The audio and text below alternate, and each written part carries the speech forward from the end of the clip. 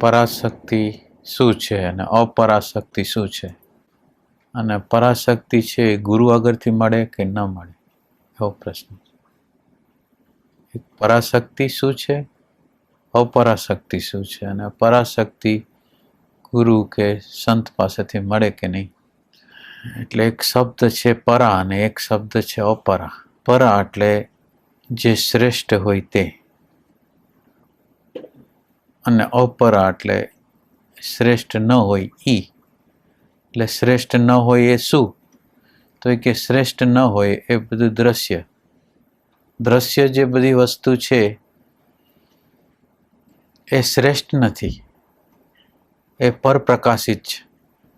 દ્રશ્ય વસ્તુ છે એમાં દ્વૈત છે. દ્રશ્ય વસ્તુની અંદર જડતા છે. દ્રશ્ય વસ્તુની અંદર સ્વયં પ્રકાશ નથી. એટલે જે સ્વયં પ્રકાશિત નથી, જે જડ છે, જે દ્રશ્ય છે, એવી જે બધી વસ્તુઓ છે એને આપણે અપરા કહીશું. એટલે અપરા એક અપરા છે અને પરા છે, તો જેની અંદર શાંતિ છે, જેની અંદર પ્રેમ છે, જેની અંદર આનંદ છે, જેની અંદર પ્રજ્ઞા છે, જેની અંદર સંવાદિતા છે, એ બધું જે તત્વ છે એ પરાનું તત્વ છે, પરાશક્તિ છે. એટલે આપણું જે જીવન છે, આપણા જીવનના જે અણુ પરમાણુ, જે આપણને મળેલા અણુ પરમાણુઓ છે એ અપરાના છે. એટલે આપણને જે ઇન્દ્રિયો આપવામાં આવેલી છે એ જ્ઞાનેન્દ્રિયો છે, શબ્દ, સ્પર્શ, રૂપ, રસ અને ગંધ. આ રૂપ, રસ અને ગંધ જે ઇન્દ્રિયો દ્વારા આવે છે, જે છાપો અંદર ગ્રહણ થાય છે, એ બધી છાપો છે એ જડ છે, એ દ્રશ્ય છે. એ બ્રેન સેલની અંદર રેકોર્ડિંગ થાય છે. જેમ અત્યારે આ પ્રવચન છે એ રેકોર્ડિંગ થાય છે, એમ આ બધી છાપો છે એ રેકોર્ડિંગ થાય છે. એટલે જે છાપ રેકોર્ડિંગ થાય છે એ બધી અપરા, જડ, દ્રશ્ય, પરપ્રકાશિત. એટલે આપણી અત્યારના જે અણુ પરમાણુ જે આપણને મળેલા છે એ અપરાના મળેલા છે, જળ વસ્તુના મળેલા છે, દ્રશ્ય વસ્તુના મળેલા છે. તો આપણને દ્રશ્ય વસ્તુના જે અણુ પરમાણુ જે મળેલા છે એના દ્વારા આપણો અહંકાર બનેલો છે. આપણું આખું વ્યક્તિત્વ છે એ બનેલું છે એ અપરાશક્તિથી, જળ શક્તિથી, પરપ્રકાશિત શક્તિથી, દુઃખદ, જેની અંદર દુઃખ સિવાય કાંઈ નથી, જેની અંદર જડતા સિવાય કાંઈ નથી, જેની અંદર અશાંતિ સિવાય કાંઈ નથી, જેની અંદર દ્વૈત સિવાય કાંઈ નથી, એ બધી અપરાશક્તિ છે. એટલે અપરાશક્તિ જ્યાં જ્યાં હોય ત્યાં અહંકાર હોય, વ્યક્તિત્વ હોય, અને વ્યક્તિત્વ હોય એટલે સિલેક્શન હોય, પસંદગી હોય. આ ગમશે, આ નહીં ગમે, આ ઠીક છે, આ ઠીક નથી, આમ હોવું જોઈએ, આમ ન હોવું જોઈએ. એટલે આ બધા પ્રકારનું જે દ્વૈત છે, એ જે દ્વૈત છે એ આમાં અપરાશક્તિ છે એની અંદર છે. એટલે પેલી વસ્તુ છે કે અપરાશક્તિને આપણે સમજતા પહેલા આપણું આખું માળખું અપરાશક્તિનું છે. અત્યારે જે આપણે વ્યક્તિત્વ રૂપે જે આપણે છીએ એ બધું અપરાનું છે. મારું નામ તો એ કે અપરા, જળ. મારી જાતિ, મારા સંસ્કાર, કુટુંબના સંસ્કાર, મારા ધર્મના સંસ્કાર, આ બધું અપરા છે. એટલે જે અણુ પરમાણુનું, બહારના જે અણુ પરમાણુથી બનેલું આખું મારું જે વ્યક્તિત્વ છે એ બધું અપરા છે. અને જ્યાં જ્યાં અપરા હોય, જ્યાં જ્યાં જળ પ્રકૃતિ હોય, જ્યાં જ્યાં દ્રશ્ય પ્રકૃતિને આપણે હું માનતા હોય, એ દ્રશ્ય પ્રકૃતિને જ્યાં જે જગ્યાએ હું માનતા હોય ત્યાં રાગ હોય, દ્વેષ હોય, ઘૃણા હોય, ભય હોય, સંઘર્ષ હોય, તણાવ હોય, હિંસા હોય, આ બધી વસ્તુ અપરાની અંદર પડેલી છે. એટલે આ અપરાની અંદર આ વસ્તુ પડેલી છે, ને આ વસ્તુ પડેલી છે એ આખા પૃથ્વીના બધા માનવોની અંદર આ બધી વસ્તુ પડેલી છે. અને આ અણુ પરમાણુથી આખું વિશ્વ, આખી પૃથ્વીનું, માનવનું જે તંત્ર છે એ આવી રીતે હાલે છે. જેની અંદર તમે વ્યક્તિ છે તો વ્યક્તિ દુઃખમાં છે, ભયમાં છે, લોભમાં છે, ઘૃણામાં છે. એક એક વ્યક્તિ, એક એક ઘર અને એનો સમાજ, એ રાષ્ટ્ર અને આખું વિશ્વ આ જે મનનું જે દ્વૈત છે, આ મને બનાવેલું જે દ્વૈત છે એમાં ફસાયેલું છે. એટલે ત્યાં હિંસા છે, ત્યાં ઘૃણા છે અને સતત રીતે સંઘર્ષ, તણાવ છે. એટલે આવી જે પરિસ્થિતિ છે, અને આવી પરિસ્થિતિનો આપણે જો અનુભવ કરતા હોય, આપણને એવું લાગતું હોય કે આપણે સંબંધોમાં તકલીફમાં છીએ, જે સંબંધોમાં આપણે જીવી છીએ ત્યાં સતત રીતે કંઈ ને કંઈ પ્રકારે પ્રોબ્લેમ છે. કાં કોઈ આપણા ઉપર શાસન કરે છે ને કાં આપણે કોઈ ઉપર શાસન કરીએ છીએ. કોઈ નબળું છે તો આપણે એના ઉપર શાસન કરીએ છીએ, કોઈ સબળ છે એ આપણા ઉપર શાસન કરે છે અને પોતાની માન્યતાઓ, પોતાની ધારણાઓ બીજા ઉપર થોપે છે. અને મારી માન્યતા, મારી ધારણા સત્ય છે અને બધા એને ફોલોઅપ કરવું જોઈએ, બધા એને માનવું જોઈએ, એવું આપણી માન્યતાઓ છે. એટલે સતત રીતે સંઘર્ષ છે. અને બધાના, આપણે કુટુંબમાં રહેતા હોય, સમાજમાં રહેતા હોય, રાષ્ટ્રમાં રહેતા હોય, પણ બધાની અંદરની બાજુએ અસંતોષની જ્વાળા છે. બધા લોકો આમ બહારની રીતે જો જોઈ તો બધા લોકો બહારના ચહેરાઓ, બહારના સંબંધોમાં બહાર જાય છે ત્યારે જાણે વ્યવસ્થિત હોય છે, પણ અંદરની અંદર ઘણું ઉકળે છે. અંદરની અંદર ઘણો અસંતોષ છે. પતિથી અસંતોષ છે, પત્નીથી અસંતોષ છે, બાળકથી અસંતોષ છે, મિત્રથી અસંતોષ છે, મા બાપથી અસંતોષ છે, બધી જગ્યાથી અસંતોષ છે. આ અણુપરમાણુ જે અપરાના જે અણુપરમાણુ આપણે લીધા છે, એટલે એ અપરાના જે અણુપરમાણુ છે એની અંદર અહંકાર છે, એ કોઈ ધારણાને વળગેલું છે. એટલે સતત રીતે કોઈને પોતાને આંતર સુખ આપતું નથી અને બીજાને સુખ આપતું નથી. પોતાની અંદર પ્રેમ નથી અને બહારની બાજુ પ્રેમ નથી. એટલે સતત રીતે પ્રેમ વગરની, શાંતિ વગરની, સંઘર્ષવાળી, ભયવાળી સ્થિતિમાં માનવ જીવે છે.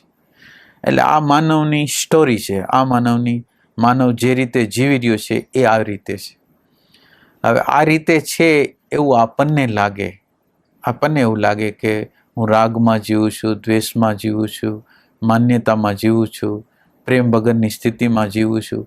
આ બધી આ જીવવાની જે રીત છે એ બધી અપરાશક્તિની છે. આપણે જ્યારે દ્રશ્યના અણુપરમાણુને આપણે ચોંટી જાય, દ્રશ્યના અણુપરમાણુને આપણે પ્રોત્સાહિત કરી, એટલે આ પરિસ્થિતિ હોય. એટલે હવે આપણે અપરાશક્તિના પંજામાંથી આપણે બહાર નીકળી જવું હોય તો પરાશક્તિમાં જવું જોઈએ. પરાશક્તિ શું છે? તો કે જેની અંદર શાંતિ છે, જેની અંદર પ્રેમ છે, જેની અંદર સંવાદ છે, જેની અંદર બધા તાલમેલ છે, અને જે આખા બ્રહ્માંડની એક એક વસ્તુ સાથે કનેક્ટેડ છે. એક નાના તણખાથી માંડીને મોટી બ્રહ્માંડની નિહારિકો સાથે એનો આંતર સંબંધ છે, એવું એક તત્વ છે. તો હવે આ એવું તત્વ, જે પરાનું જે તત્વ છે, એની આપણને કોઈ જરૂરિયાત છે કે નથી? એટલે આપણે આપણા જીવનનું જો અવલોકન કરીએ અને આપણને એવું લાગે કે આપણે અત્યારે જે રીતે જીવન જીવી છીએ એ અપરાશક્તિ, દ્રશ્ય વસ્તુ, અહંકાર, માન્યતા, ધારણા, બુદ્ધિ, મન, એની સાથેનું તાદાત્મ્ય છે. આ મન છે, બુદ્ધિ છે, અહંકાર છે, ચિત્ત છે, આ બધા અણુપરમાણુ છે એ અત્યારે બધું મટીરિયલ અપરામાંથી લીધું, જળ વસ્તુમાંથી, પરપ્રકાશિત વસ્તુમાંથી. એટલે એના જે અણુપરમાણુ છે એ દ્રશ્યમાંથી મળેલા છે. અને આ દ્રશ્ય વસ્તુનો અર્થ જ એમ છે કે જેની વાઇબ્રેશનની જે રેન્જ છે એ સ્થૂલ થઈ ગઈ છે. આપણા ચૈતન્યનું જે વાઇબ્રેશન છે એ એટલું બધું ફાસ્ટ છે, એટલું બધું સૂક્ષ્મ છે કે એની અંદર શાંતિ રહે છે, પ્રેમ રહે છે, આનંદ રહે છે. અને આપણા જે અત્યારના જે અણુપરમાણુ છે એની ફ્રીક્વન્સી બહુ લોઅર છે. આપણું જે જીવન છે, આપણી અંદર આપણે જે પ્રકારનું જીવન જીવી છીએ એ સ્થૂલ પ્રકારનું છે. એટલે આપણે ક્યાં જીવી છીએ? તો એ કે આપણું જીવન છે એ નીચેના મૂલાધારમાં, સ્વાધિષ્ઠાનમાં અને મણિપુરમાં, આ 3 સેન્ટરો છે. અને આ 3 સેન્ટરો છે એને અપરા પ્રકૃતિનું આકર્ષણ છે. આપણી અંદર જે મૂલાધાર જે રહે છે, એ મૂલાધાર શબ્દ, સ્પર્શ, રૂપ, રસ, ગંધનો અનુભવ કરે છે અને એને એના પ્રત્યે રુચિ છે, એના પ્રત્યે આનંદ, એમાં એને સુખ લાગે છે અને એના તરફ એ દોટ મૂકે છે. દ્રશ્ય વસ્તુ જેટલી હોય એના તરફ એ દોટ મૂકે છે. હવે આ દ્રશ્ય વસ્તુ ઉપર દોટ મૂકે એટલે બીજી વસ્તુ થાય કે દ્રશ્ય વસ્તુના સુખ તરફ જ્યારે દોટ મૂકે એટલે એને હવે શું કરવું જોઈએ? એટલે હવે મૂલાધારમાં જે માણસ જીવતો હોય એ કેવો હોય? તો એ કે પોતાનું સુખ, પોતાનો સંતોષ અને પોતાનો આનંદ એ જ એના માટે મહત્વનું. હવે પોતાનું સુખ, પોતાનો આનંદ અને પોતાનો સંતોષ મહત્વનો હોય તો શું થાય? તો કે કપટ કરવું હોય તો, કોઈને લુચાઈ કરવી હોય, પૈસો કમાવા માટે ખોટું બોલવું પડે, ઇજ્જત મેળવવા માટે ખોટું સાચું કરવું પડે તો કરવા માટે તત્પર છે. એટલે એના દ્વારા બીજું એક તંત્ર બને. મૂલાધારમાં જે માણસ જીવતો હોય એટલે એની અંદર અહંકારને પોષવાની બધી પ્રવૃત્તિ હોય એટલે એને બધી હિલચાલ હોય નેગેટિવ હોય. એટલે બીજું જે આપણું ચક્ર છે એ ભાવનું ચક્ર છે, લોઅર પ્રકારનું ઇમોશન છે. એ લોઅર પ્રકારનું ઇમોશન છે એ પોતાના સુખ સંતોષ તરફની ગતિ કરે છે. એટલે આ કરતું હોય પણ એ ગતિ આ ભાવ તરફ, નેગેટિવ ભાવ તરફ ગતિ કરવા માટે શું છે? તો એ કે અહંકાર એટલે એક વિચાર છે. એક વિચાર છે જે અહંકારને પોષવા માગે છે, અહંકારને પરિપૂર્તિ થાય એવું કરવા માગે છે. એટલે લોઅર પ્રકારનું થિંકિંગ સેન્ટર આપણી અંદર પેદા થાય. એટલે હવે આ 3 પ્રકારના આપણે શરીરના સ્તર ઉપર શબ્દ, સ્પર્શ, રૂપ, રસ, ગંધના સ્તર ઉપર જીવતા હોય એટલે આ 3 કેન્દ્રો છે એ કાર્યરત હોય. 3 કેન્દ્ર કાર્યરત હોય એટલે ભૌતિક જગતનું સુખ, અને ભૌતિક જગતનું સુખ લુચાઈથી, કપટથી, ઘૃણાથી, હિંસાથી જેના દ્વારા મળતું હોય એના માટે હું મેળવવા માટે તત્પર છું. એટલે મારી બુદ્ધિ છે એ ભૌતિક વસ્તુ ઓરિએન્ટેડ છે અને એના તરફ એની ગતિ છે. એના માટે એની અંદર નેગેટિવિટીઓ છે, નેગેટિવ ભાવ છે, નેગેટિવ વિચાર છે. આ પ્રકારનું આપણું આખું જે ઓપરાનું જે માળખું છે એ આવી રીતે હાલે છે. એની અંદર પોતાના સ્વાર્થ સિવાય બીજું વિચાર કરી શકતા નથી. હવે આ 3 સેન્ટરમાં આખી પૃથ્વીના લગભગ લોકો આની અંદર જ જીવે છે. એટલે આ આપણું પૃથ્વીલોકનું જે વાસ્તવિક જીવન છે એ આવું છે. અને આવું હોવાથી ઘરથી માંડીને, વ્યક્તિથી માંડીને, રાષ્ટ્રથી માંડીને આખા વિશ્વના લેવલ ઉપર સતત રીતે લડાઈઓ, સંઘર્ષો, આંતરસંઘર્ષો બધી વસ્તુ ફેલાયેલી છે. હવે આ જે થવાનું કારણ શું છે? તો એ કે અપરા પ્રકૃતિ સાથે આપણે જોડાયેલા છીએ. હવે આની ફ્રીક્વન્સી તમે જુઓ, મૂલાધારની ફ્રીક્વન્સી લોઅર, એના કરતાં થોડીક વધારે ઇમોશન સેન્ટરની લોઅર પ્રકારનું, એના કરતાં ફ્રીક્વન્સી એની વધારે. હવે આપણું જે હાયર સેન્ટર છે, હાયર સેન્ટર જેને આપણે સહસ્ત્રદલ કહીએ છીએ અને આજ્ઞાચક્ર કહીએ છીએ. એટલે સહસ્ત્રદલનો અર્થ છે પ્રજ્ઞાનું તત્વ અને આજ્ઞાચક્રનો અર્થ છે પ્રેમનું તત્વ. એટલે પ્રેમની જે ફ્રીક્વન્સી છે એ હાયર છે, આપણી પ્રજ્ઞાની ફ્રીક્વન્સી છે એ હાયર છે. હવે આ ફ્રીક્વન્સીમાં આપણે જીવવાનું છે. હવે આ પરાપ્રકૃતિમાંથી જો આપણે નીકળી જવું હોય તો આપણે અપરા પ્રકૃતિમાંથી આપણે નીકળી જવું હોય તો પરાપ્રકૃતિમાં આવવું છે. અને આ પરાપ્રકૃતિનું જે પરાપ્રકૃતિ જેવી વસ્તુ છે એવું જ્ઞાન કોણ આપશે? સમાજમાં આપણે જાશું તો સમાજના લોકો છે એ આપણને કેવું જ્ઞાન આપશે? તમે શું ધંધો કરો છો? તમારો ધંધો કેવો ચાલે છે? તમારી ઇજ્જત કેવી છે?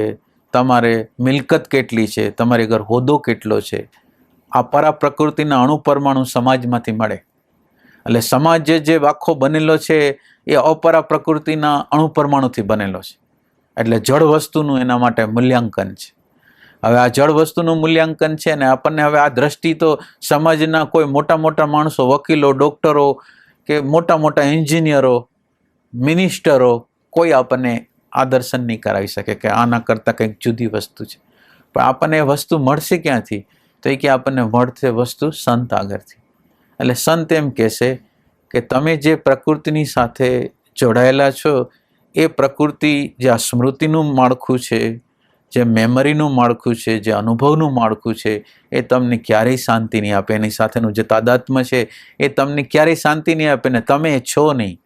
તમારું જે વાસ્તવિક સ્વરૂપ છે એ પ્રેમ જે તત્વ છે એ તમારું વાસ્તવિક સ્વરૂપ છે, આનંદ છે એ તમારું વાસ્તવિક સ્વરૂપ છે, દ્રષ્ટા છે એ તમારું વાસ્તવિક સ્વરૂપ છે. એટલે હવે આપણને જે પરાપ્રકૃતિનો જે સંદેશ છે, એની હવા છે, એ આપણને મળશે ક્યાંથી? તો કે સંત આગળથી. આપણે સંત આગળ જાશું તો આપણે શાંતિનો અનુભવ કરશું. સંત આગળ જાશું તો આપણે પોઝિટિવનેસ, આપણી અંદર જે બહાર નેગેટિવિટી છે એને બદલે પોઝિટિવ એટીટ્યુડ આપણી અંદર પ્રગટ થશે. આપણે ન સાંભળેલી વાત જે સમાજની અંદરથી ક્યાંય અજ્ઞાત વસ્તુ છે એ આપણને જણાવશે. અજ્ઞાત વસ્તુને જે જણાવે એ સંત કહેવાય. તો અજ્ઞાત અજ્ઞેય વસ્તુને જે જણાવે છે એટલે એ શું કહે છે કે તમે આ સ્મૃતિના માળખું છે એ સ્મૃતિનું માળખું તમે નથી. સ્મૃતિ છે, ચાહે મન હોય, ચાહે બુદ્ધિ હોય, ચાહે ચિત્ત હોય, ચાહે અહંકાર હોય, ચાહે ઇન્સ્ટિક્ટિવ સેન્ટર હોય, ગમે તે સેન્ટરો હોય, એ યંત્ર છે. તમે યંત્ર નથી, પણ તમે યંત્રને પ્રકાશ કરનાર છો, યંત્રને હલાવનાર છો. જેમ એક કારખાનાની અંદર જુદા જુદા પ્રકારના યંત્રો પડેલા હોય તો યંત્રોનો ઉપયોગ આ જે કારખાનાનો માલિક છે એ કરે છે. તો કારખાનાનો માલિક છે યંત્રનો ઉપયોગ કરે છે, પણ યંત્ર પોતે નથી. તો આપણી અંદર જે ઇમોશન સેન્ટર છે, આપણી અંદર બુદ્ધિનું સેન્ટર છે, આપણી અંદર ઇન્સ્ટિક્ટિવ સેન્ટર છે, કર્મેન્દ્રીનું સેન્ટર છે, એ બધા યંત્ર છે અને આપણે આ યંત્રનો ઉપયોગ કરનાર છે. એટલે સંત આ પરા જે શક્તિ છે એનો પરિચય કરાવે છે કોના દ્વારા? વિવેક દ્વારા. જળ અને ચેતન, દ્રષ્ટા અને દ્રશ્ય, સત અને અસત, આનંદ અને દુઃખ, એ આપણને બતાવે છે કે આ જે દ્રષ્ટા છે એ જુદી વસ્તુ છે, દ્રશ્ય છે એ જુદી વસ્તુ છે, સત જુદી વસ્તુ છે, અસત વસ્તુ છે એ જુદી વસ્તુ છે. એ આપણને પરાપ્રકૃતિનું જ્ઞાન આપે, દ્રષ્ટિ આપે અને આપણને એમ કહે કે તમે શોધો તમે કોણ છો. વાસ્તવિક રીતે તમે જે અત્યારે તમારી આગળ જે પ્રકારનો હોદ્દો છે, નામ છે, જાતિ છે, સંસ્કાર છે, ધર્મ છે, એ તમે નથી, પણ તમે એને જોનાર, જાણનાર, એને પ્રકાશનાર, પ્રેમ તત્વ, શાંતિ તત્વ, આનંદનું તત્વ છો, એ તમે છો. તો આ પરાપ્રકૃતિ છે એ આપણને એક દ્રષ્ટિ આપે છે, એક વાઇબ્રેશન આપે છે. એટલે એ વાઇબ્રેશન કેવું છે? તો એ કે હાયર પ્રકારનું છે.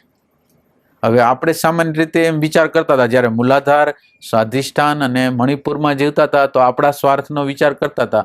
હવે કોનો વિચાર કરી? તો એ કે તમારું હવે કેન્દ્ર છે ને એ તમારું પ્રેઝન્ટ મોમેન્ટ અથવા દ્રષ્ટાનું કેન્દ્ર છે ને એમાં તમે જીવો, પ્રેમના તત્વમાં જીવો, શાંતિના તત્વમાં. તમારું મૂલ્યાંકન શાંતિનું હોવું જોઈએ.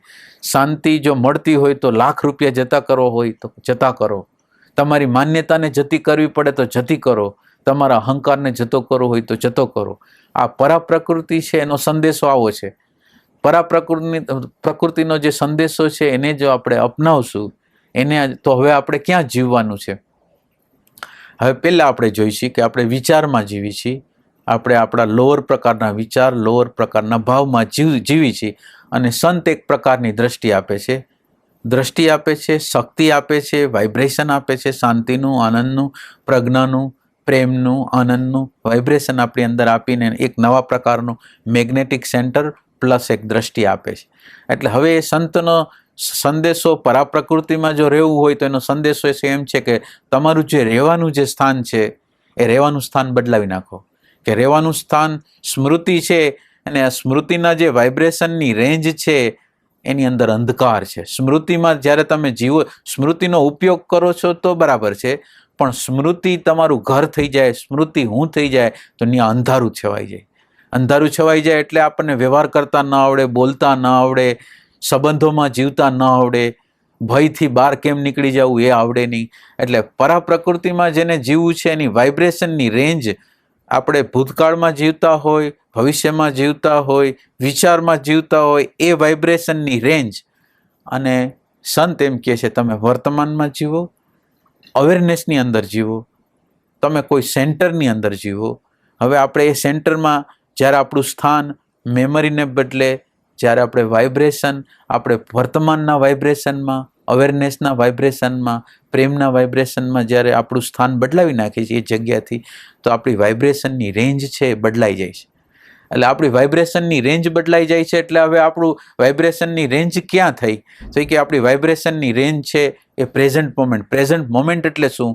તો કે પ્રેઝન્ટ મોમેન્ટ એટલે એવી મોમેન્ટ કે જેમાં પ્રેઝન્ટ છે અને એ પ્રેઝન્ટની અંદર આ રૂપે દ્રશ્ય જગત, સૂર્ય, ચંદ્ર, તારા અને અંદરના જગતની અંદર આપણા મન, બુદ્ધિ, ચિત્ત, અહંકાર એનું જે દર્શન કરે છે, એ જે છે એ પ્રેઝન્ટ મોમેન્ટ છે.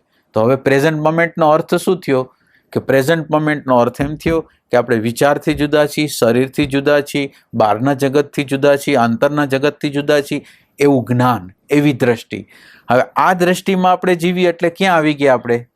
હવે આ પ્રેઝન્ટ મોમેન્ટમાં આવી ગયા, આપણે અવેરનેસમાં આવી ગયા, દ્રષ્ટામાં આવી ગયા. તો આપણી વાઇબ્રેશનની રેન્જ ક્યાં થઈ ગઈ? તો એ કે આજ્ઞા ચક્ર એ આપણી વાઇબ્રેશનની રેન્જ થઈ ગઈ. એટલે હવે આપણે લોઅર પ્રકારમાં રહેતા હતા એને બદલે હવે આપણે ક્યાં જીવી છીએ? તો એ કે આજ્ઞા ચક્રની અંદર. આજ્ઞા ચક્ર એટલે શું? તો એક આજ્ઞા ચક્ર એટલે જેવી વસ્તુ જેવી હોય ને એવું દર્શન કરવું ને એ આજ્ઞા ચક્ર છે. આજ્ઞા ચક્ર છે એની અંદર પ્રેમનું તત્વ છે. પ્રેમનું તત્વ છે એટલે કેવું પ્રેમનું તત્વ છે? એને રાગ પસંદ નથી, એને દ્વેષ પસંદ નથી, એને લોભ પસંદ નથી, એને દ્વૈત પસંદ નથી, એને વિસંવાદ પસંદ નથી. એવું જે સેન્ટર છે એ આજ્ઞા ચક્ર છે. તો હવે આપણે જ્યારે વર્તમાનમાં જ્યારે જીવી છીએ, અવેરનેસમાં જીવી છીએ, ત્યારે આપણી વાઇબ્રેશનની જે રેન્જ છે એ ફાઇનર થઈ જાય, સૂક્ષ્મ થઈ જાય. એટલે હવે આપણે આજ્ઞા ચક્રમાં જીવવા માંડી છીએ અને આપણું લોઅર પ્રકારની જે પ્રકૃતિ, રાગ હતો, દ્વેષ હતો, આપણું સીમિત સર્કલ હતું, માન્યતા સાથેનું તાદાત્મ્ય હતું, એ તૂટવા માંડે. એટલે જેમ આપણે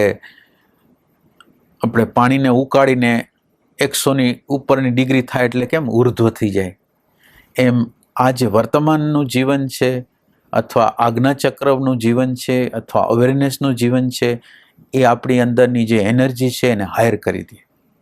હાયર કરી દઈએ એટલે હવે આપણી અંદર નેગેટિવિટી આવે તો પહેલાં તો નેગેટિવિટી આવતી તો એને આપણે સત્ય કહેતા, સાચી કહેતા કે હું બરાબર છું, આ બાબતમાં એણે આવું કર્યું એટલે મારે આવું કરવાનું છે, એને નેગેટિવ કર્યું એટલે મારે. પણ આપણે આમાં જ્યારે જીવવા માંડી, પ્રેમ તત્વની અંદર જીવવા માંડી, દ્રષ્ટાની અંદર જીવવા માંડી, એટલે હવે શું થાય કે આપણી અંદર નેગેટિવિટી આવે એ આપણને પસંદ ન પડે. આ પરાશક્તિની જે શરૂઆત છે એ આ છે. પરાશક્તિ જેની અંદર પ્રગટ થઈ જાય છે એની નિશાની શું? તો એ કે લોકોને નેગેટિવિટી પસંદ ન પડે, એને રાગ આવે, દ્વેષ આવે, લોભ આવે, કોઈ એટેચમેન્ટ થઈ જાય તો એને પસંદ ન પડે અને એને એમ લાગે કે આમાંથી બહાર નીકળી જવા જેવું છે. તો આવી જે વસ્તુ જો આપણને આપણને લાગવા માંડે એટલે આપણું જે સેન્ટર છે એ બદલાઈ ગયું. નીચેના સેન્ટરોમાંથી આપણે નીકળી ગયા અને આપણે જે વર્તમાનનું જે બિંદુ છે, અવેરનેસનું જે કેન્દ્ર છે એ દ્વારા આપણે હાયર ફ્રીક્વન્સીમાં જવા માંડ્યા. એટલે આ પ્રેમનું તત્વ સ્ટાર્ટ થઈ ગયું, પરાનું તત્વ સ્ટાર્ટ થઈ ગયું. એ ખબર કેવી રીતે પડે? તો કે ખબર એવી રીતે પડે કે આપણને અજ્ઞાન ન ગમે, અંધકાર ન ગમે, ખરાબ વ્યવહાર ન ગમે, ખરાબ કર્મ ન ગમે, ખરાબ બોલવાનું ન ગમે, કોઈને હેરાન પરેશાન કરવાનું ન ગમે, કોઈ ઉપર શાસન કરવાનું ન ગમે. તો આ જે પ્રકારનું જે શરૂ થઈ જાય તો એમ સમજવું કે પરાશક્તિ પ્રત્યેનો આપણો પ્રેમ છે એ સ્ટાર્ટ થયો છે. અને આ પરાશક્તિ પ્રત્યેનો પ્રેમ જો સ્ટાર્ટ થયો હોય તો આપણે વર્તમાનમાં જીવવાનું શરૂ કરી દઈએ. અને વર્તમાનમાં જીવવાનું જો આપણે શરૂ કરી દઈએ તો આપણી ફ્રીક્વન્સી છે હાયર થઈ જાય. અને હાયર થઈ જાય એટલે આપણે હવે જે રાગ સાથે એટેચમેન્ટ, રાગ સાથે, વૃત્તિ સાથે, મન સાથે, બુદ્ધિ સાથે જે આમ જોડાયેલા હતા એ પ્રેઝન્ટ મોમેન્ટે શું કર્યા? આ તાદાત્મ્યની અવસ્થા હતી, એ પ્રેઝન્ટ મોમેન્ટે શું કર્યું કે એ તાદાત્મ્યની અવસ્થા છે, એ જે દ્રશ્ય છે એ જુદી વસ્તુ છે અને હું દ્રષ્ટા છું એ જુદો છું. હું પ્રેમ છે એ તત્વ જુદું છે ને ઘૃણાનું જે તત્વ, જે હું જ્યારે વિચારના અણુ પરમાણુને જ્યારે પકડી રાખું છું ત્યારે મારી અંદર રાગ, દ્વેષ, ભય, સંઘર્ષ આ બધું આવે છે. તો એ કે આ હું નથી, આ હું આ છું. એટલે શાંતિનો, દ્રષ્ટાનો, આનંદનો, પ્રેમનો પક્ષ લેવા માંડે એટલે એની ફ્રીક્વન્સી છે એ ફરતી જાય. અને આ ફ્રીક્વન્સી જેમ જેમ ફરતી જાય એમ જે ઉર્જા જે અધોગામી હતી, નીચે ચાલી જતી હતી, નેગેટિવિટીમાં ચાલી જતી હતી, નેગેટિવ વિચારમાં ચાલી જતી હતી, અહંકારના પોષણમાં ચાલી જતી હતી, એને બદલે હવે પોષણની એક પ્રક્રિયા જુદી થઈ ગઈ કે આપણે હવે પોષણ કોને આપી છે? તો કે શાંતિને, દ્રષ્ટાને, આનંદને, પ્રેમને.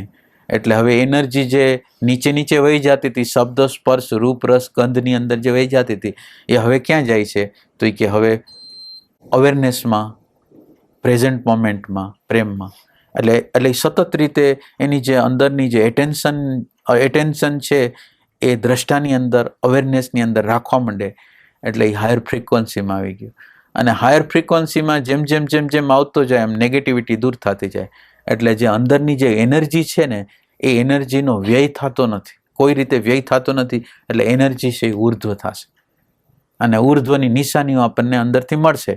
આપણને ક્યારેક ક્યારેક આપણને આ જ્યારે આ પ્રેઝન્ટ મોમેન્ટમાં રહેતા હોય, અવેરનેસમાં રહેતા હોય, કોઈ કેન્દ્રમાં જીવતા હોય, તો આપણને એવો અનુભવ થશે કે આપણને કોઈ વિષય વગરની શાંતિ, વિષય વગરનો આનંદ આપણે અનુભવ કરશું. તો આ પ્રકારે આ પરાશક્તિ પ્રત્યે આપણને પ્રેમ થઈ ગયો હોય અને સંત દ્વારા દ્રષ્ટિ જે આપણને મળેલી હોય, સંત આગળથી જે દ્રષ્ટિ મળેલી હોય અને એ સંત એ આપેલી દ્રષ્ટિ પ્રમાણે એ જે આનંદ, શાંતિ, પ્રેમના જે વર્તમાનની જે આપણી એટેન્શનની જે ઉર્જા છે, સતત રીતે એમાં જેમ વાપરતા જશું, તો આ સંતોની દ્રષ્ટિ જે આપણી અંદર આગળ આવી, આપણે એને પ્રગટ રાખી, જીવંત રાખી અને જીવંત રાખવા માટે મથી ગયા. અને આ જે અપરા પ્રકૃતિ છે એની સાથે અપરા પ્રકૃતિ છે એ આપણે ક્યારેય પસંદ ન કરી એવું આપણી અંદર બની ગયું અને પરા પ્રકૃતિ સાથે પ્રીતિ થઈ ગઈ. તો નિરંતર આપણી અંદરની જે એટેન્શનની જે ઉર્જા છે એને આપણે ઉપયોગ ક્યાં કરશું? તો કે આપણે એનો ઉપયોગ છે સતત રીતે વર્તમાનમાં, અવેરનેસમાં, પ્રેમમાં, શાંતિનું પોષણ આપવા માટે કરશું. એટલે આસ્તે આસ્તે આસ્તે આપણી ઉર્જા છે એ ઉર્ધ્વ થશે અને જેમ જેમ ઉર્ધ્વ થશે એમ આનંદ પ્રગટ થશે, સમજ પ્રગટ થશે, સંવાદ પ્રગટ થશે. એટલે આ જે પરાપ્રકૃતિ છે એ આપણને પરાપ્રકૃતિનો જે સંદેશ છે સંત પુરુષ આગળથી મળશે, બીજા કોઈ આગળથી નહીં મળે. અને પરાપ્રકૃતિની ચિનગારી છે એ આપણે પ્રગટ કરવી પડશે. પરાપ્રકૃતિનો એક સંદેશો તો આપણને આપી દીધો કે તમે દ્રષ્ટા છો, તમે પ્રેમ છો, તમે આનંદ છો, તમે શાંતિ છો. એવો સંદેશ આપણને સંત આગળથી મળી ગયો. એની કોઈ ઝલકો, શાંતિની ઝલકો આપણને મળી ગઈ, આનંદની ઝલકો મળી ગઈ, એની અન્ડરસ્ટેન્ડિંગ આપણને બરાબર સમજાઈ ગઈ. પણ આપણે એ જે પરાપ્રકૃતિ છે એના પક્ષમાં નહીં જીવી અને આપણા અહંકારના પક્ષને સેવશું, ઇન્દ્રિયોનો પક્ષ છે એને સેવશું, સમાજની જે ડેટા છે એને પોષશું, તો પછી પરાપ્રકૃતિને પોષણ નહીં મળે, પણ અપરા પ્રકૃતિને આપણે પોષણ આપશું. એટલે હવે આપણે વિચાર કરવાનો છે કે આપણે સંત પુરુષ આગળથી આપણને આનંદ મળ્યો, શાંતિ મળી, પ્રજ્ઞા મળી, દ્રષ્ટિ મળી, અને આ દ્રષ્ટિને આપણે આપણા જીવનની અંદર કેટલીક ક્ષણ જીવંત રાખશું. એટલે જેટલી ક્ષણ આપણે જીવંત રાખશું એટલો સમય આપણી અંદર પરાપ્રકૃતિ છે પ્રવેશ કરશે અને પરાપ્રકૃતિને પોષણ મળશે. એટલે હવે આપણી અંદર પ્રેમનું તત્વ કેવું છે?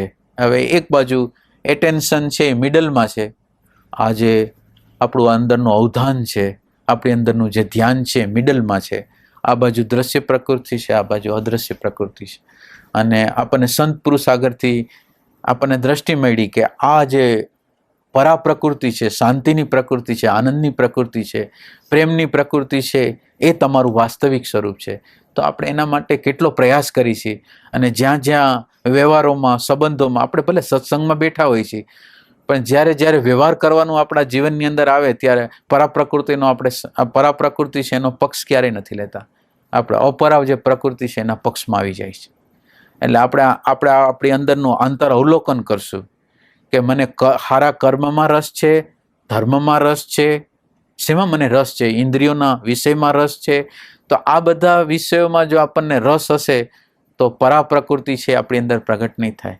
સારા કર્મ દ્વારા પ્રગટ નહીં થાય, કોઈ ક્રિયાકાંડ દ્વારા, કોઈ યજ્ઞ દ્વારા, કોઈ યાગ દ્વારા, કોઈ હરદ્વાર કે યાત્રાઓ દ્વારા, કોઈ દ્વારા એ પ્રગટ થવાનું નથી. એ ફક્ત આપણી અંદર પ્રેઝન્ટ મોમેન્ટ, અવેરનેસનું તત્વ, એટેન્શનનું જે તત્વ આપણા હાથમાં જો લાગશે તો જ એ પ્રગટ થઈ શકશે. અને આ પ્રગટ થશે એની સાબિતી આપણને ત્યારે જ મળશે કે આપણે વ્યવહારની અંદર અહંકારને, સલામતીને કેટલી પ્રોત્સાહિત કરી છે. જો આપણે અહંકારનું પોષણ આપતા હશું અને સત્સંગ કરતા હશું તો એનું પરિણામ નહીં આવે. પણ આપણે સત્સંગ કરતા હશું અને વ્યવહારમાં આવ્યા અને વ્યવહારમાં મારા રાગની ખબર પડી ગઈ, મારા દ્વેષની ખબર પડી ગઈ, મારા લોભની ખબર પડી ગઈ અને એનો બચાવ નથી કરતો, તો આ જે પરાપ્રકૃતિ છે એ ધીરે ધીરે ધીરે ધીરે ધીરે ધીરે બીજમાંથી વૃક્ષ બની શકશે. એટલે અપરા પ્રકૃતિ છે એ દ્રશ્ય પ્રકૃતિ છે, અપરા છે. પછી દ્રશ્ય ચાહે મન, બુદ્ધિ, ચિત્ત, અહંકાર હોય તો પણ અપરા છે. એ સિવાય અતિન્દ્રિય અનુભૂતિ હોય તો પણ એ અપરા છે. અને કોઈ શાંતિ અથવા કોઈ આનંદને પકડી લીધો હોય તો પણ એ પણ અપરા છે. અપરા છે કે કોઈ પણ આજે આપણે અનુભવ કરી છીએ, અનુભવ કરનારનું વિસર્જન જ્યાં લગીન ન થાય ત્યાં લગીન અપરા પ્રકૃતિ છે. અનુભવ કરનાર જ્યાં સુધી કોઈ છે ત્યાં લગીન અપરા પ્રકૃતિ છે, અને અનુભવ કરનાર જ્યારે કોઈ શેષમાં નથી રહેતો ત્યારે અપરા પ્રકૃતિ છે. એટલે હવે આપણે અંદર જોવાનું છે કે આપણને સારા પ્રકારના, હવે માનો કે બહારના અનુભવ નથી તો અંતરના અનુભવ છે, એમાં આપણે ચોટેલા નથી ને. એટલે અપરા પ્રકૃતિનો અર્થ એવો છે કે આપણે જળ દ્રશ્ય પ્રકૃતિ છે એ છે.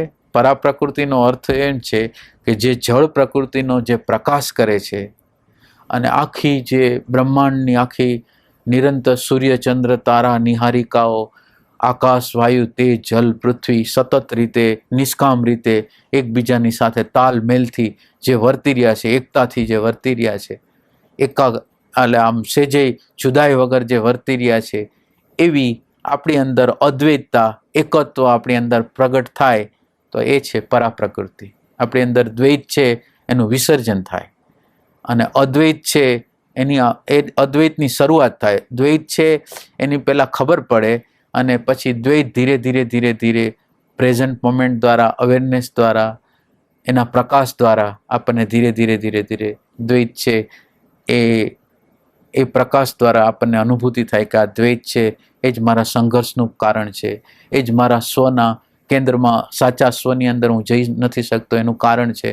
તો આ જેટલા અંશમાં દ્વૈતનું વિસર્જન થશે, ચાહે દ્વૈત માન્યતા રૂપે હોય, ધારણા રૂપે હોય, કોઈ પ્રકારના અહંકાર રૂપે હોય, એને છોડવા માટે આપણે જો તત્પર હશું અને આ એટેન્શન છે એ સતત રીતે આ પરા પ્રકૃતિના અનુસંધાનમાં હશે, તો પછી આપણે અપરા પ્રકૃતિમાંથી આપણે મુક્ત થઈ જશું. હા,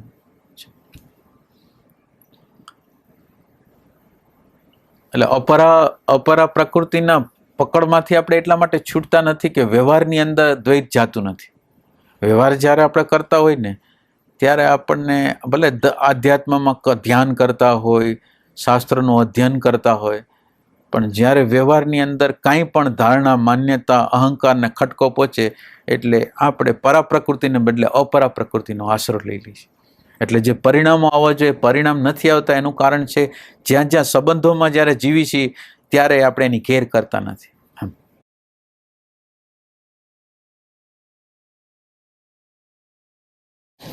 પરા પ્રકૃતિની અંદર મૌન છે, અનાહત નાદ છે, અને ઓલો આહટવાળો નાદ છે. આજે અપરા પ્રકૃતિ છે એમાં કોઈ વસ્તુ ભટકાઈને જે નાદ ઉત્પન્ન થાય છે એવા નાદો છે એની અંદર.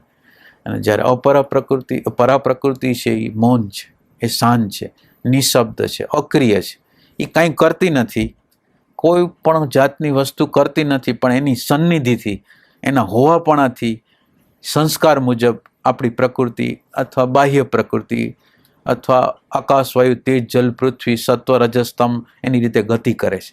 એટલે એ પરાનું તત્વ એવું મૌન છે, એવું શાંત છે, નિશબ્દ છે, પ્રેમમય છે, આનંદમય છે, અને એ કાંઈ કરતું નથી. અને જે કાંઈ કરતું નથી એ તત્વ છે એ આપણે છીએ. અત્યારે આપણે એ વસ્તુને ભૂલીને આપણે જે અપરા પ્રકૃતિ છે, જેની અંદર વિચાર છે, જેની અંદર અહંકાર છે, જેની અંદર માન્યતા છે, એને આપણે છૂટી ગયા છે. એટલે શબ્દ અને વિચારની પ્રકૃતિ સાથે જ્યારે આપણે ચોંટી ગયા એટલે એ થઈ અપરા પ્રકૃતિ આપણા માટે. શબ્દ અને વિચાર આ પ્રકૃતિ છે અપરા છે, ને નિશબ્દની જે પ્રકૃતિ છે એ પરા છે. એટલે પરા પ્રકૃતિમાં આવું હોય તો આ શબ્દની ઝાડ અને વિચારની ઝાડ છે એનાથી બહાર જવું જોઈએ. શબ્દ અને વિચારની ઝાડથી. એટલે શબ્દ અને વિચારની અંદર જે માણસ જીવતા હોય ક્યારેય પરા પ્રકૃતિની અંદર પ્રવેશ નહીં કરી શકે. એટલે જેટલા અંશમાં શબ્દનો વિરામ થાય, વિચારનો વિરામ થાય, એટલા અંશમાં આપણે પરા પ્રકૃતિની અંદર પ્રવેશ કરશું. વ્યવહારની અંદર શબ્દ અને વિચારની જરૂર છે, એટલે વ્યવહારની અંદર આપણે એનો ઉપયોગ કરી શકીએ. વ્યવહારમાં જ્યારે આપણે રોલ જે કરવાનો હોય, પિતાનો, માતાનો, મિત્રનો, સગાનો, સંબંધીનો રોલ કરવો હોય તો શબ્દ અને વિચારનો ઉપયોગ છે. પણ આપણે કોઈ પ્રકારનો રોલ કરવાનો નથી તો આપણે શા માટે એની અંદર છીએ? એટલે જે વસ્તુ આપણે નથી એમાં આપણું જે એટેન્શન છે અથવા આપણું તાદાત્મ્ય છે એમાં શું કામ એને કરી છે? આપણે શબ્દ વગરના છીએ, નિર્વિચાર છીએ, પ્રજ્ઞાવાન છીએ, આપણી અંદર જ્ઞાનનો પ્રકાશ છે, તો એ જ્ઞાનના પ્રકાશને છોડીને, એ જ્ઞાનને છોડીને, દ્રષ્ટાને છોડીને આપણે દ્રશ્ય કેમ થઈ જાય છે? આપણું જે દ્રષ્ટામાંથી દ્રશ્યનું થઈ જવું ને એ જ અપરા પ્રકૃતિ છે. આપણું પ્રજ્ઞાનું તત્વ ગુમાવીને ઇન્ફોર્મેશનનું તત્વ થઈ જવું ને એ અપરા પ્રકૃતિ છે. આપણું પ્રેમ તત્વને છોડીને ઘૃણાનું, દુઃખનું વસ્તુને પકડી લેવી, એની સાથે તાદાત્મ્ય કરવું એ અપરાની પ્રકૃતિ છે.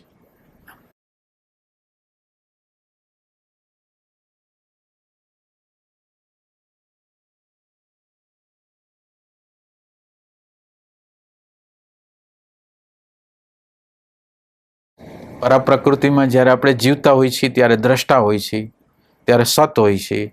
એ સતના પડદા ઉપર બધું હાલતું હોય છે અને એ પડદામાં જે હાલતું એની સાથે આપણું તાદાત્મ્ય નથી હોતું, અને તાદાત્મ્ય નથી હોતું તો એની ગતિ છે ધીરે ધીરે શાંત થઈ જાય. શબ્દ અને વિચાર છે એ આપણું જીવન છે. અહંકારનું જે જીવન છે એ શબ્દ અને વિચાર છે. અને જ્યારે આપણે પરાપ્રકૃતિમાં પ્રવેશ કરી છીએ ત્યારે આપણે દ્રષ્ટા થઈ જાય છે. દ્રષ્ટા થઈ જાય છે એટલે એની સામે વિચાર આવે, એની સામે ભાવ આવે, એની અંદર માન્યતા આવે, એની અંદર ભૂતકાળ આવે. એ ભૂતકાળ પોતાની રીતે આપણને ગતિ કરાવવા માટે ધક્કો મારે, પણ આપણે એની સાથે જોડાય નહીં. એ વિચાર આવ્યો પણ વિચાર સાથે જોડાતા નથી, માન્યતા આવી એની સાથે આપણે જોડાતા નથી.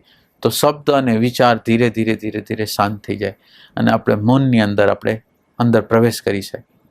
એટલે મૌનની અંદર પ્રવેશ કરવા માટે શબ્દ અને વિચાર જે છે આપણે બની ગયા છીએ તાદાત્મ્ય, શબ્દ અને વિચાર સાથેનું આપણું જે તાદાત્મ્ય છે એ તૂટવું જોઈએ અને દ્રષ્ટાની અંદર, સતની અંદર આપણે જીવવું જોઈએ. જેટલા અંશમાં સતની અંદર જીવશું, દ્રષ્ટાની અંદર જીવશું, એટલા અંશમાં પ્રકૃતિ કપાવાની છે.